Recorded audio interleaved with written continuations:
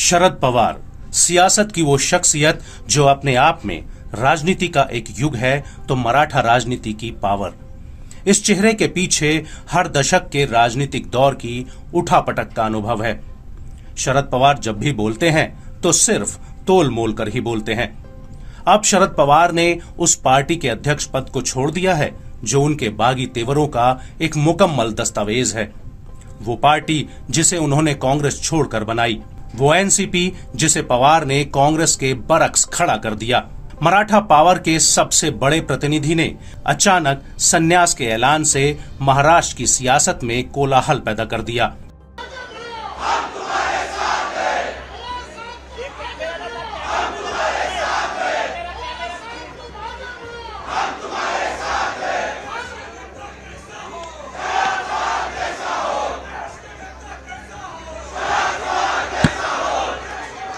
शरद पवार का उत्तराधिकारी होना किसी के बूते की बात नहीं होगी।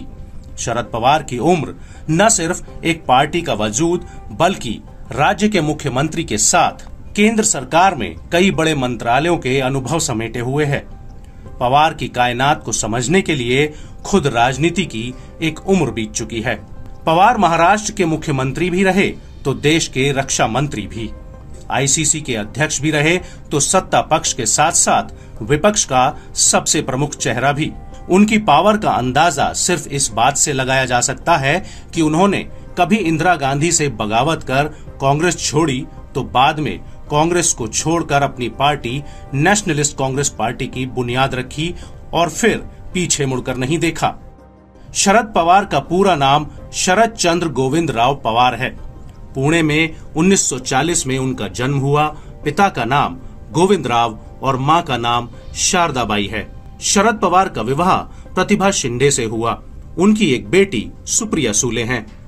सुप्रिया सूले खुद भी एक सांसद हैं। सुप्रिया सूले बारामती से प्रतिनिधित्व करती हैं, जबकि उनके भतीजे अजीत पवार महाराष्ट्र सरकार में उप मुख्यमंत्री भी रह चुके हैं। शरद पवार सबसे पहले महाराष्ट्र में साल 1967 में विधायक बने। बारामती विधानसभा सीट से वो कांग्रेस के टिकट पर जीते। 1978 में उन्होंने जनता पार्टी के साथ मिलकर गठबंधन की सरकार बनाई। वो राज्य में पहली दफा सीएम बने। इंदिरा गांधी से बगावत कर उन्होंने अपने सियासी करियर का बड़ा फैसला किया था, लेकिन 2 साल बाद ही उन्हें इसकी कीमत भी चुकानी पड़ी। इंदिरा गांधी की सरकार केंद्र में धमाकेदार तरीके से लौटी और शरद पवार की महाराष्ट्र में सरकार को बर्खास्त कर दिया गया।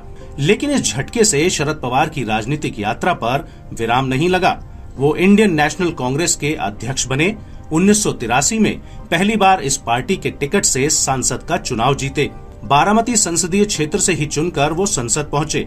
इसके बाद महाराष्ट्र में हुए विधानसभा चुनाव में उनकी पार्टी को 54 सीटें मिली तो उन्होंने संसद सदस्यता से इस्तीफा दिया और महाराष्ट्र में सरकार बनाई।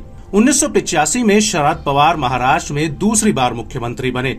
इसके बाद 1990 में पवार तीसरी बार महाराष्ट्र के मुख्यमंत्री बने। राजीव गांधी हत्याकांड के बाद देश में भावी प्रधानमंत्रियों के रूप में शरद पवार के नाम की भी चर्चा हुई, लेकिन पी नरसिम्हा राव को कांग्रेस ने पीएम पद का उम्मीदवार चुना।